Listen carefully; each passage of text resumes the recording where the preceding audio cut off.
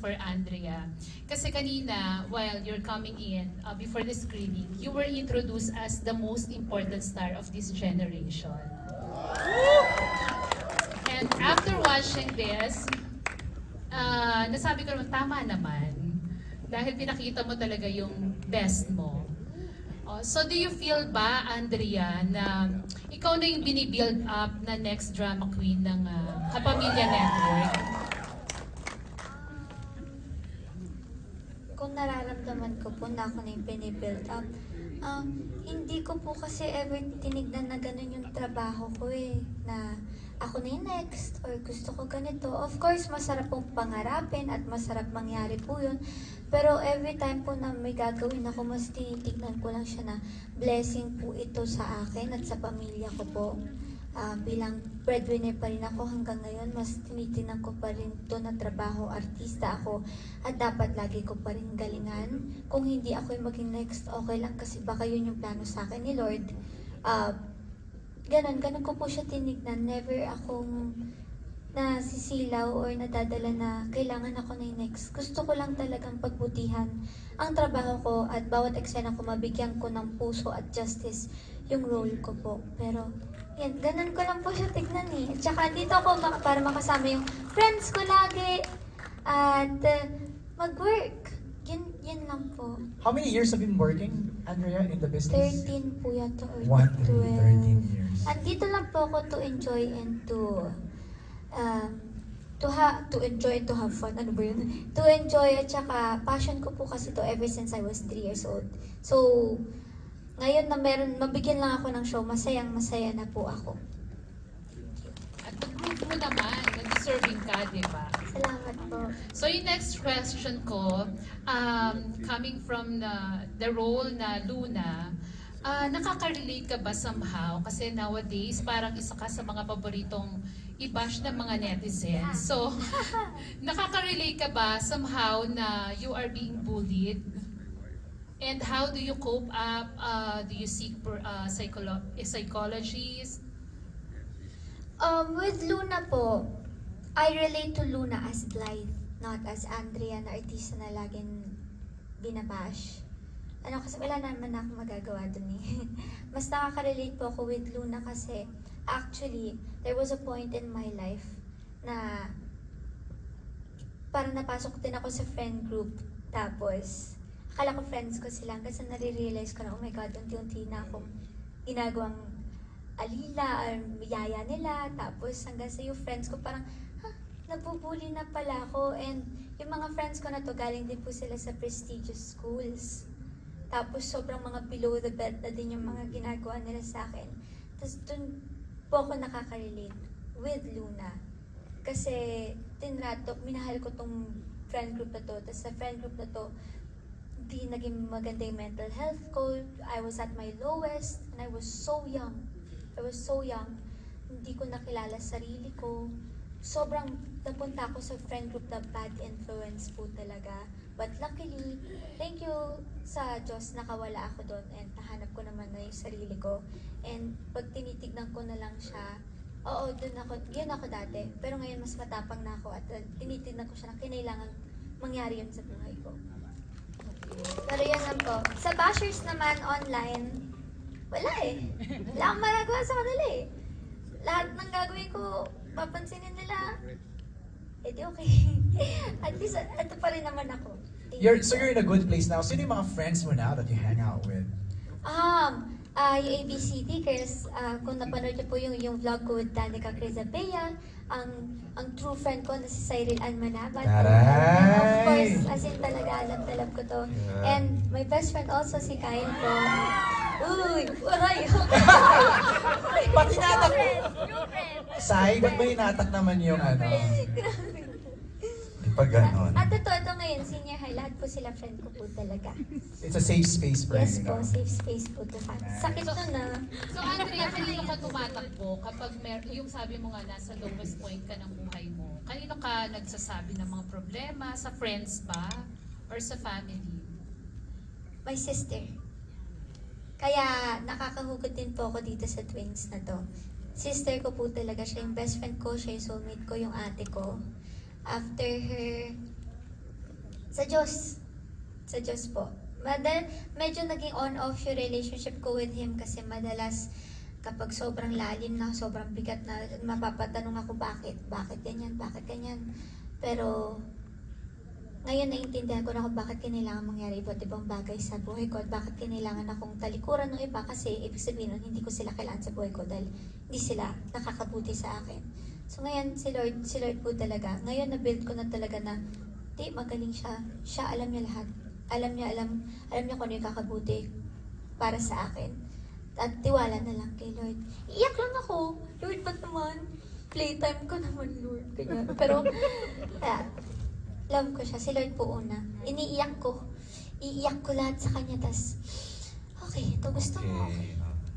Alright, thank you, Janice. Pwede bang bonus question lang? Gusto ko lang marinig yung Pasko na ba? words May of bonus? wisdom. Charot. Hindi, words of wisdom ni Miss Sylvia tsaka ni Miss Angel na nakatrabaho nila si Andrea para yung masabi nila na hindi mawala sa focus si Andrea being an actress at yung ginugroom nga na... Bago tayo lumayo, reaction from Kyle. Kasi parang, all these years pala, no? They have maintained the friendship.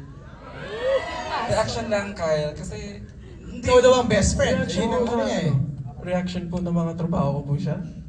Hindi, sa best friend, sa sinabi ni... She appreciates the friendship all these years pala. Hindi, lagi naman ako nandito para sa kanya. Alam niya naman yun. For the past 5 years, medyo, yun nga, naging distant kami for the last 4 years nga. Pero, nandun naman, alam niya naman nandun ako parati. And hanggang ngayon, nandito pa rin ako. So, yun. Like a true gentleman talaga. Siya na kumukuha ng mga Instagram stories, nakita ko sila sa ABS isang araw. Okay, Ibiang, Angel, your reaction daw on para hindi daw mawala Words sa of focus wisdom. si Andrea while at work. Andrea. Si Andrea is very focused. Hindi kami matatakot na ma-distract siya or mawala siya sa ginagawa niya kasi alam niya kung anong ginagawa niya and alam niya, hawak na hawak niya yung characters niya and hawak na hawak niya yung process niya. But just for general just for everyone actually, it's just important to keep in mind respect for yourself, your co-actors, the process, and the people around you. Kasi kung malaki yung respeto mo sa craft mo and sa iyo as an actor and your co-actors, then you will not go wrong. You will give what is needed from you and what is expected from you. And also, surround yourselves, na to sa mga bata, surround yourselves with good people, good friends. People who will not lie to you and will give it to you straight. Yan, importante yun. Napaka-generous ni Sylvia talaga, giving ng ganyan sa pagbibigay sa co-actors niya ng mga papuring ano. Ay, si Angel pala, sorry. Si Ibiang, nakatrabaho niya na Ayun din, I'm sure. Okay, Blythe. si Blythe kasi, ang relasyon namin, hindi lang sa showbiz. Ilang taon ka na nakasama ni Arjo? 8. 8 years old siya sa Boy. E-Boy. Then, mula nung 8 years old siya, pumupunta siya sa bahay. Naging barkada niya si Jella. So, kaya sila naging close. So, yung sinasabi ni Blythe na nung time na down siya, sobrang down siya, nandun ako. Nandun ang pamilya ko. Nakita ko yun. Hindi namin alam yan, Biang. Ano naman. So ngayon, tuwang-tuwa ako sa'yo. Sa nakikita ko ngayon sa'yo. Kasi, di ba sabi ko sa'yo na dati, maging matapang ka sa mundong to. Kasi walang ibang tutulong sa'yo, kundi sarili mo lang. Andiyan ang barkada, pwedeng sabihan. Andiyan ang pamilya. Pero di ba sinasabihan kita, iiyak lang sa Diyos. Kung ano yung mga pasakit na nararamdaman sa'yo. Ang bashers, huwag maintindihan. Sabi ko nga sa'yo, di ba? Basher lang yan. Maganda, pangit ang gagawin mo, nandyan sila. Mananatili silang bashers. Okay? Wala silang kwenta sa buhay natin. At yung sinasabi ko sa'yo, yung sinasabi ko nga sa batang to, dati po, sasabihin ko sa inyo, sinasabi niya talaga sa sarili niya na, Tita, hindi po ako maganda. Hindi po ako maganda. sinasabi ko sa kanya, nakita kita bata, ang ganda-ganda mo. So yun yung sinasabi ko sa kanya. Tapos, yung kumpiyansa niya sa sarili niya, kulang na kulang noon. Kaya sabi ko, Blight, maganda ka, magaling ka, matalino ka, laban. Kaya ngayon, kung ano mang nangyayari ngayon sa'yo, nakakala mo lang hindi kita kinakausap. Inoobserbahan kita. Ang layo ng Blight na kilala ko nung 8 years old sa Blight ngayon. At natutuwa ako. At lagi kong sasabihin sa'yo na yung lakas ng loob, tapang. Okay? Tiwala sa sarili. Sa sarili lang naka. Okay? Dalhin mo yan palagi. At pag merong magsabi sa'yo na pangit ka, hindi ka magaling umarte. Sasakin ko. Hindi. Paisa lang, Pag paisa. sinabi lang pangit ka, hindi ka marunong umarte, ako ang magsasabi sa kanila diretso. Gusto mo ibuka ang bibig ko? Baka maraming magalit ko ano yung sasabihin ko. Pero meron siya sinasabi kasi noon na mas maganda si ganito, mas maganda si ganon sa akin. Hindi totoo yun. Hindi totoo yun. Nakasama ko yung mga batang yun. Mas maganda siya talaga. Itago natin sa pangalan. Charot. Hindi, totoo. Totoo, maganda siya talaga. Tsaka, yun lang sasabihin ko sa'yo. Kahit ngayon, ilang taon ka hanggang tumanda ka, tandaan mo to, isang tawag mo lang sa akin, kay Jella, kay Tito Art, sa pamilya Atayde, andun kami, kahit anong oras, kahit tulog kami, tatakbuhin ka namin. Wow. Ha? Alright. So, focus ha. Diba? Kasi sa HKM, nakasama ko rin siya, nakatrabaho ko siya. Kinakausap ko rin siya pag nawawala yung focus niya. Sinasabi Distractions kasi yes, no? nakita ko yon sa HKM. Kaya isa din ako, hihilahin siya sa gilid na wag mong gagawin yan. Right. Kasi ang ikakasikat mo, ikakatagal mo sa industriya, ikakagaling mo, ikakaayos ng buhay mo. Tanging ikaw lang yun, tsaka Diyos, Andrea. Okay? Yun lang yun na. Yun lang yun. Basta focus, be professional, huwag kang maging mayabang. Kasi Andrea ako yung sinasabing next superstar.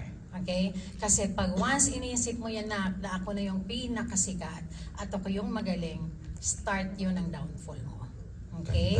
Kaya be humble, be professional, respect everyone. Tuloy-tuloy mo lang yan. And ako, magsasabi ako sa'yo. Kasi nandun nga kami pamilya, nung down ka, hanggang ngayon pag-angat mo. Good job. Alright. Thank you, Ibiang. Maraming salamat.